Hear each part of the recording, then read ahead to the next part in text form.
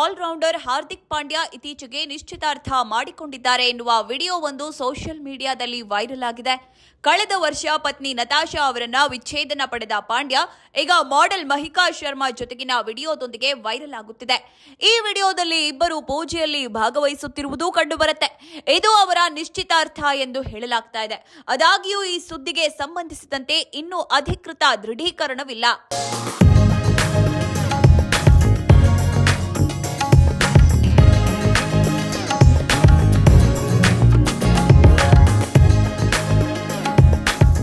ಮೈ ವಡೋದರ ಎಂಬ ಖಾತೆಯಿಂದ ಪೋಸ್ಟ್ ಮಾಡಲಾದ ವಿಡಿಯೋ ಈಗ ಸಾಮಾಜಿಕ ಮಾಧ್ಯಮದಲ್ಲಿ ವೈರಲ್ ಆಗ್ತಾ ಇದೆ. ಈ ವಿಡಿಯೋದಲ್ಲಿ ಹಾರ್ದಿಕ್ ಪಾಂಡ್ಯ ಮತ್ತು ಮಹಿಕಾ ಶರ್ಮಾ ಕುರ್ಚಿಗಳ ಮೇಲೆ ಅಕ್ಕಪಕ್ಕದಲ್ಲಿ ಕುಳಿತಿರುವುದು ಕಂಡುಬರುತ್ತೆ. 4 ವಿದ್ವಾಂಸರು ಅವರ ಸುತ್ತಲೂ ಕುಳಿತು ಪೂಜೆ ವಿಧಿವಿಧಾನಗಳನ್ನ ಮಾಡ್ತಾ ಇದ್ದಾರೆ. ಕೆಲವು ನೆಟಿಸನ್ಗಳು ಇದು ಅವರ ನಿಶ್ಚಿತಾರ್ಥ ಎಂದು ಹೇಳುತ್ತಿದ್ದಾರೆ.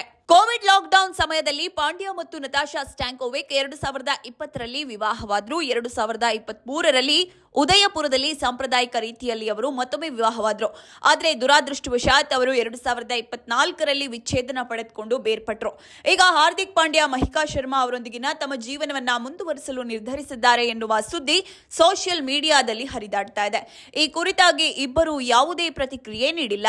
ಭಾರತ ಕ್ರಿಕೆಟ್ ತಂಡದ ಆಲ್ರೌಂಡರ್ ಹಾರ್ದಿಕ್ ಪಾಂಡ್ಯ ಅವರ ನಿಶ್ಚಿತಾರ್ಥ ಸದ್ದು ಮಾಡ್ತಾ ಇದೆ. ಈ ಹಿಂದೆಯೂ ಅವರು ತಮ್ಮ ಹೊಸ ಗೆಳತಿ ಮಹಿಕಾ ಶರ್ಮಾ ಜೊತೆಗಿನ ಫೋಟೋಗಳನ್ನ ಹಂಚಿಕೊಂಡಿದ್ರು. ಮಹಿಕಾ ಅವರ ಬೆರಳಿನಲ್ಲಿ ಕಾಣುವ ದೊಡ್ಡ ವಜ್ರದ ಉಂಗುರವು ನಿಶ್ಚಿತಾರ್ಥದ ಬಗ್ಗೆ ಊಹಾಪೋಹಗಳಿಗೆ ಕಾರಣವಾಗಿತ್ತು.